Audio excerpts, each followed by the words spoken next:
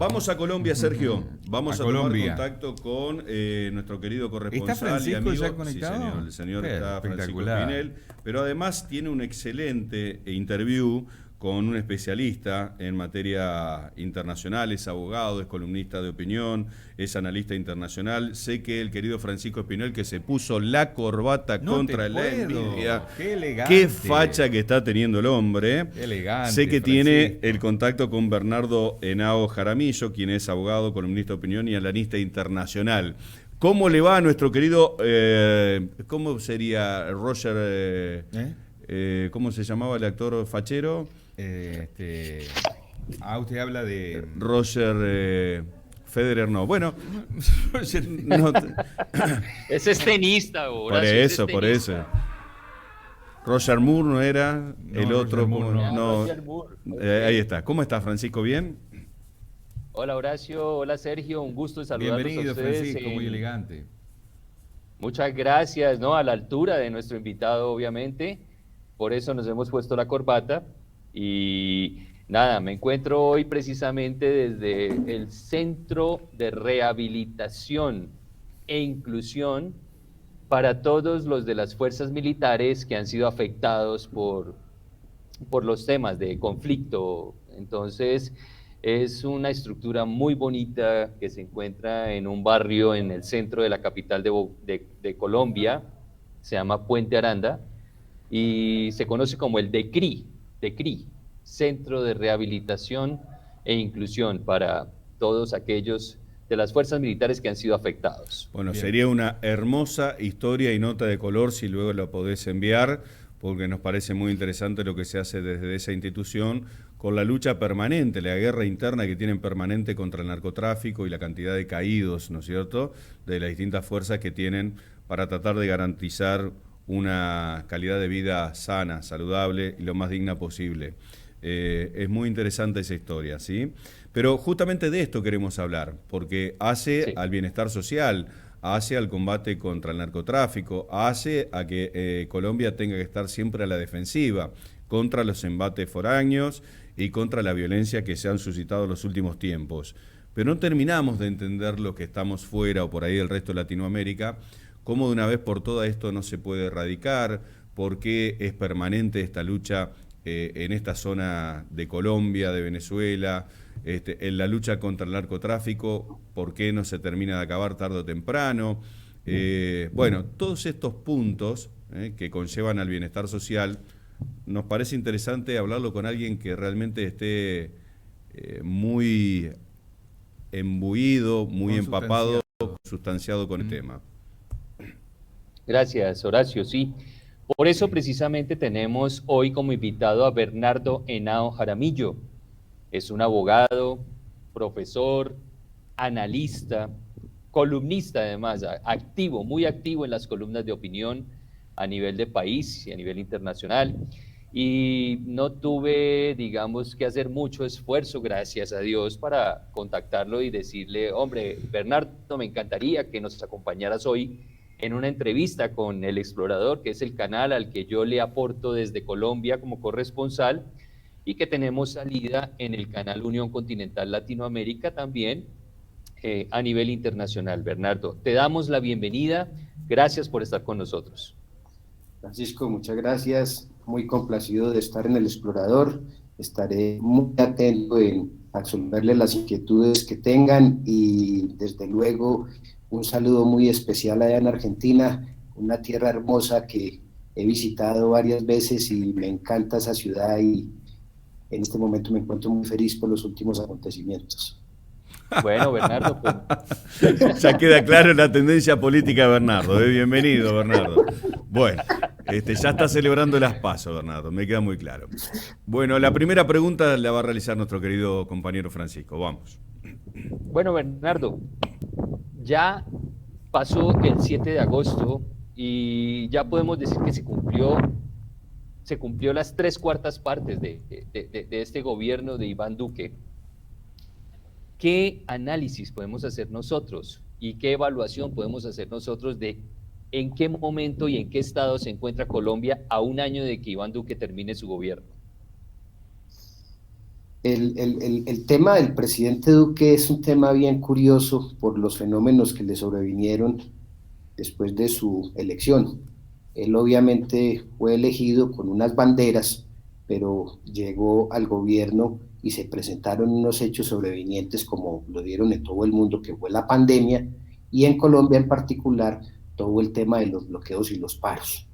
Eso fue una situación que dificultó su manejo, le afectó su agenda de gobierno y por supuesto en ese tema que ahora mencionaba Sergio sobre el narcotráfico, aquí ha habido una intervención exagerada del narcotráfico en una zona que está conflictizando muchas partes de frontera. Entonces, el balance, digamos, que uno pueda mirar o la evaluación que uno pueda hacer es más o menos similar en un 50% que lo reconozcan, lo favorezcan muchas gentes y otro 50% que lo proteste, lo rechace y quizás en los sondeos de opinión está cercano al 30% su buena gestión y está subiendo, pero no ha sido fácil lo que le tocó afrontar. Claro, Bernardo. No sé si Horacio tuviera alguna pregunta, pero de todas maneras, yo sí quisiera preguntarte porque precisamente hay un sector amplio de desaprobación y quisiéramos nosotros saber exactamente si en esa parte negativa ha habido temas como mucha permisividad, sobre todo, como mucha, falta de carácter, digámoslo de alguna manera, en la forma en que debía afrontar determinados problemas tan importantes. Pandemia, por un lado, protestas sociales que nos tomaron a nosotros de manera muy fuerte. ¿Qué podemos decir sobre eso, Horacio? Bernardo? Uno en el tema de lo que esperaría, pues la gente, por ser del Centro Democrático, que en el pasado lo creó y lo lideró Álvaro Uribe, la gente pensaría que de pronto él iba a aplicar un sistema muy similar y se iba a apoyar en el presidente Uribe. No lo hizo. Desde que se posesionó, marcó distancia. Y, por supuesto, empezaron a darse fricciones con el propio partido de gobierno. Incluso cuando él asumió el cargo, ustedes recordarán que el presidente del Congreso hizo un balance de cómo se estaba recibiendo del anterior presidente Santos el país, pero él no lo quiso hacer.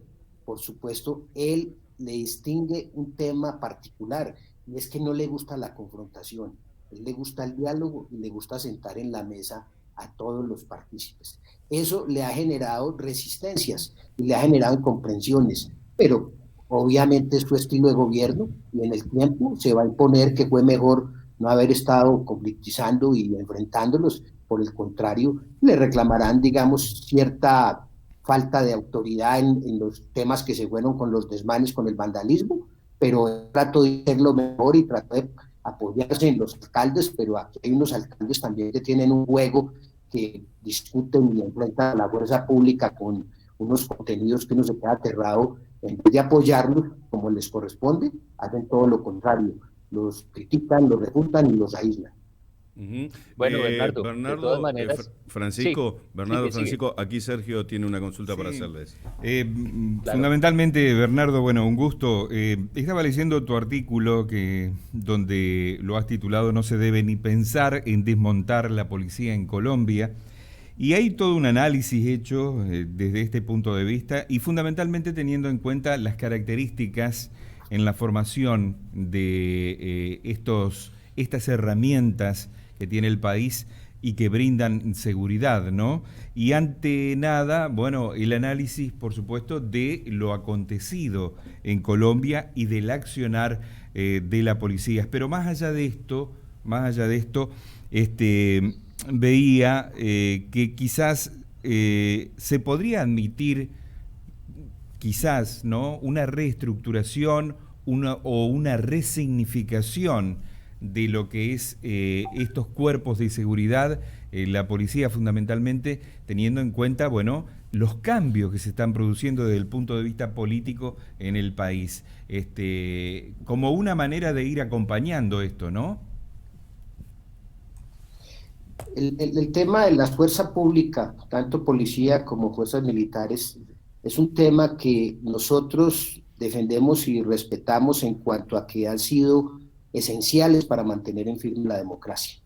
Cuando se empiezan a presentar argumentos de quererla modificar, quererla desmontar, quererla reglamentar o sacar normatividades restrictivas para el uso y enfrentando, por ejemplo, de estos bloqueos que se presentan por tantos marchantes que en un momento determinado van armados con cascos, van armados con escudos y todo. Yo no creo que una protesta pacífica que es de recibo en la Constitución pueda admitirse que la gente vaya preparada a enfrentar a la fuerza pública.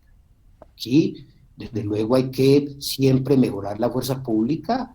Desde luego hay que capacitarla siempre y permanentemente se le capacita en el respeto al derecho internacional humanitario, pero aquí en el pasado nosotros tuvimos una policía civil en épocas ya aciagas que se superaron, y volver ahora a pensar y pretender que la policía no sea un cuerpo como lo tenemos en Colombia, adscrito de alguna manera a operar ante el Ministerio de Defensa, pues desde luego nos lleva a preocupar esa inquietud que lo quieran desmontar. Claro. Bueno, y le ha tocado muy duro. Sí, Bernardo, a ver, desde la ignorancia y desde la utopía, uno se pregunta desde afuera, ¿no? Colombia es uno de los principales productores de cocaína del mundo. Y en ese marco, por más que se reforme permanentemente el tema de las fuerzas policiales y demás, el cáncer está adentro. Y la pregunta que uno se hace es, ¿hasta dónde puede resistir, ¿no es cierto?, un país, democráticamente hablando, una intencionalidad de una historia de vida o un pensamiento de vida occidental, cuando en realidad tiene el acecho y el enemigo adentro permanentemente? Y la segunda pregunta que uno se hace es, ¿cómo puede un sector del narcotráfico tener tanta fuerza, más que un Estado en su comunión, en cuanto a la mayoría de los pobladores no quieren saber nada con este punto, ¿no? No es un dato menor toda esa región donde está instalado Venezuela mediante, toda la región de productores de droga mundial. En Colombia, desde los años 60 que empezó a ingresar el narcotráfico con la marihuana y después se pasó a la cocaína, llegamos a unas producciones inmensas que han hecho un daño y han estigmatizado al país, y se generó una cultura del facilismo y del dinero fácil. Esa cultura nos ha hecho un daño inmenso, que se ha proliferado también en muchas series televisivas que parecieran ver en ese tema de novelas o algo, que es un mensaje resaltando a los bandidos narcotraficantes. La mafia es dañina, nociva, y hay que combatirla con rigor. El presidente Uribe, cuando estuvo al frente de la responsabilidad, logró enfrentar el narcotráfico con acierto y con éxito. Redujo los cultivos de una forma considerable. Lo hizo con un arma que es crucial, y es lo que se llama la aspersión aérea con glifosato. Aquí se desató una guerra de defensores de cierta ideología para que no se utilizase el glifosato, so pretexto de que hacía daño grande a los seres humanos y que generalizaba perjuicios grandes en todas las regiones donde se utilizara.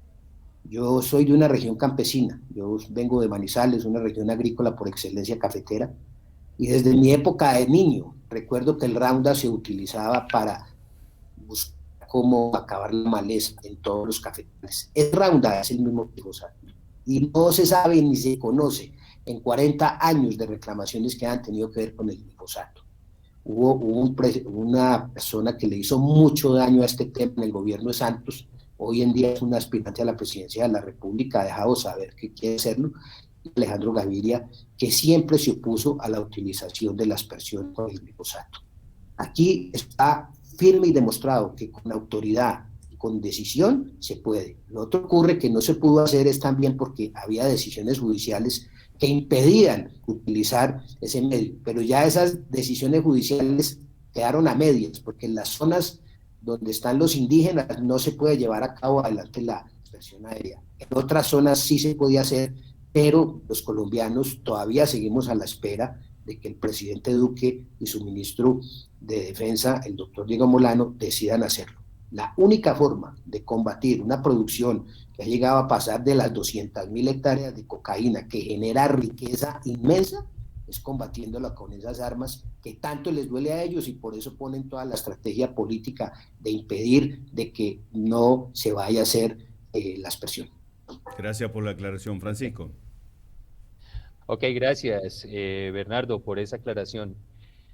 Es importante de todas maneras, pues hacer esa pregunta que nosotros decimos, hombre, ¿qué podemos rescatar? ¿Qué podemos reciclar y qué tenemos que desechar de las propuestas de gobierno de Iván Duque, teniendo próximas las elecciones de 2022, Bernardo? Bueno, yo siento que uno tiene que rescatar del presidente Duque el que no fue guerrerista. A él no le podrán sacar un discurso que pertenecerá a un partido que tratan de calificarlo de guerrerista, cuando es todo lo contrario.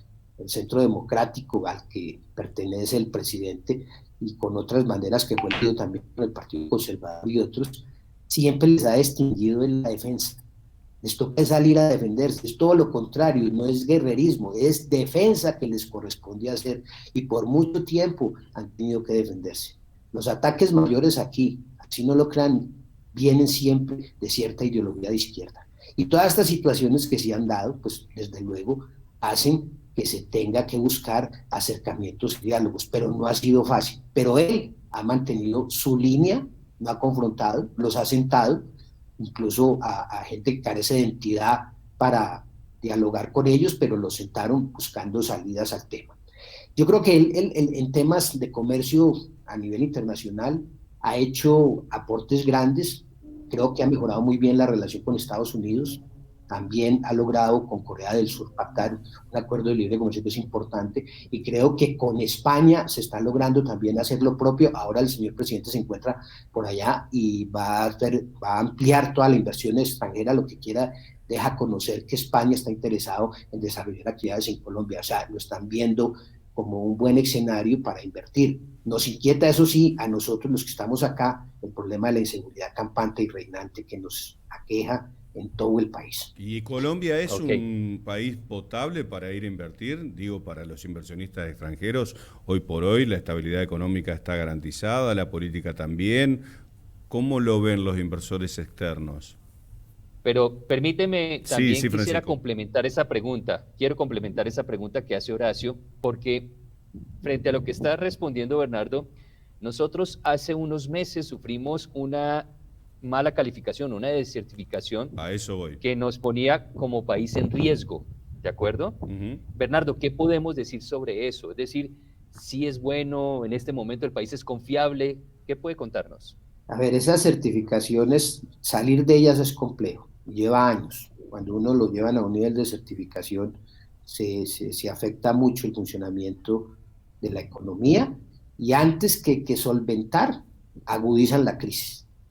Pero yo creo que cuando se han presentado estas desertificaciones recientes, nosotros vemos que el presidente siguió en su empeño y por supuesto hizo un cambio que era crucial, porque es que nosotros estábamos muy mal de Cancillería. Desde que se trasladó equivocadamente a Holmes al Ministerio de Defensa, porque le iban a haber dejado hacer a Carlos Holmes toda la Cancillería a los 4 años. A él se le llevó al Ministerio de Defensa para reemplazar en aquel entonces a Guillermo Botero, vino Claudia Brun. Colombia perdió mucho en el empuje en lo que fue ese ejercicio.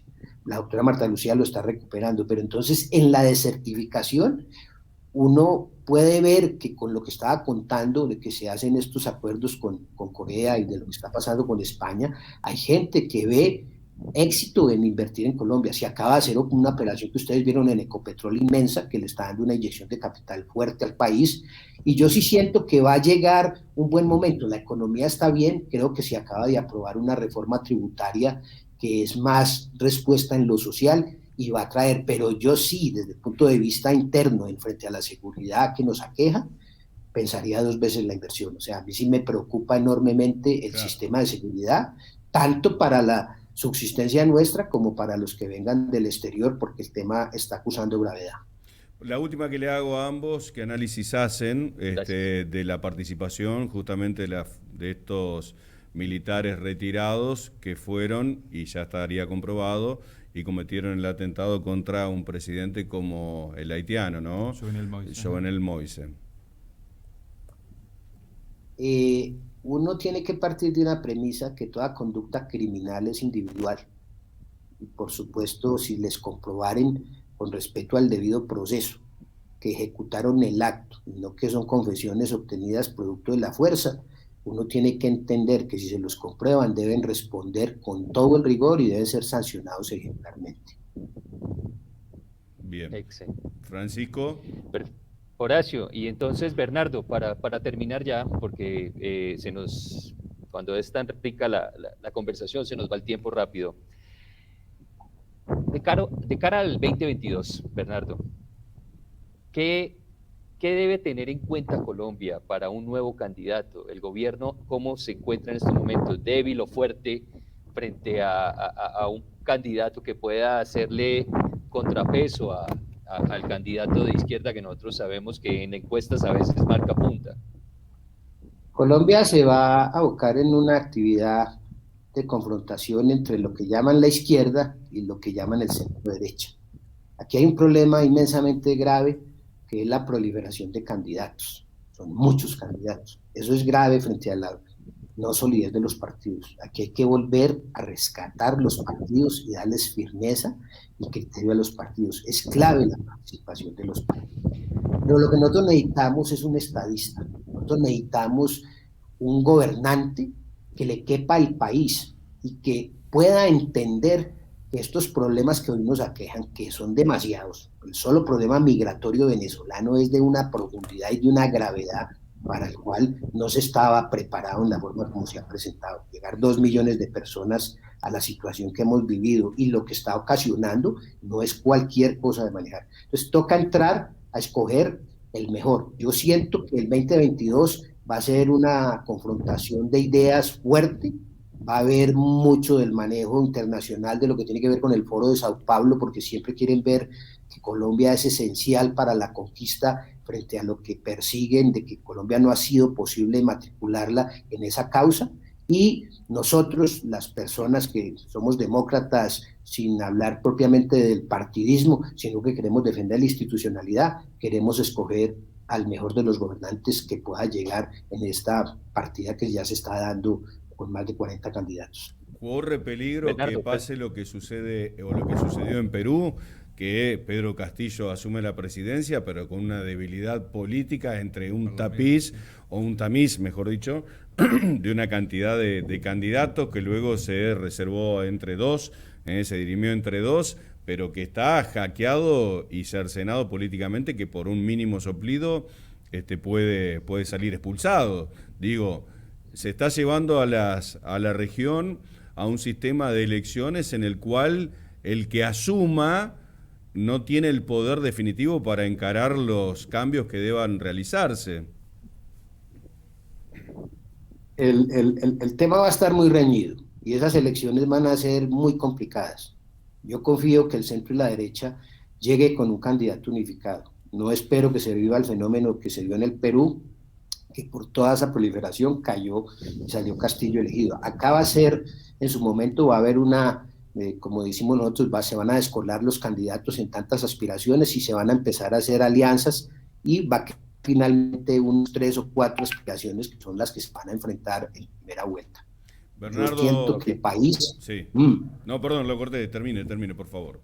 Yo siento que el país va a seguir en la senda institucional democrática. Hay mucho miedo frente a lo que pueda representar ciertos candidatos que tengan que ver con una ideología de izquierda, pero Colombia tiene una cimentación católica grande, cristiana grande, o sea, aquí la juventud en los sondeos que hay se ha comprobado la creencia que tienen, o sea, mirándolo desde un punto de vista de lo que va a ser la participación de los jóvenes, nadie puede dar por descontado que ellos van a estar de ese lado. Ahora viene una escogencia de consejos juveniles que se va a hacer el 5 de diciembre y es impresionante la inscripción de listas que hay como ejercicio. Van a participar jóvenes de 14 a los 28 años y casi igualan las elecciones grandes. O sea, el despertar de la juventud creo que va a ser una sorpresa electoral para aquellos que están pensando que son de izquierda, y yo particularmente creo que van a estar más con nosotros. Bernardo, ha sido un verdadero honor tenerlo como entrevistado. No va a ser ni la primera ni la última vez que nuestro querido Francisco Espinel lo va a molestar, sí.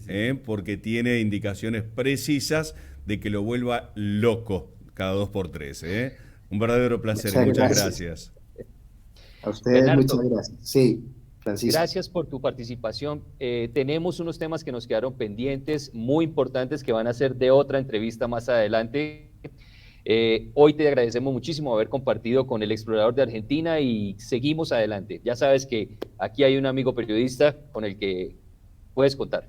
Muchas gracias. Acá también tienen un amigo y que tengan un feliz día y nos estaremos viendo. Muchísimas gracias, Francisco, desde ya, excelente, muchísimas gracias y por supuesto tenemos mucho más tela para cortar. Un abrazo enorme, amigo. Chao. Chao, Horacio, que estés Dios. bien. Chao.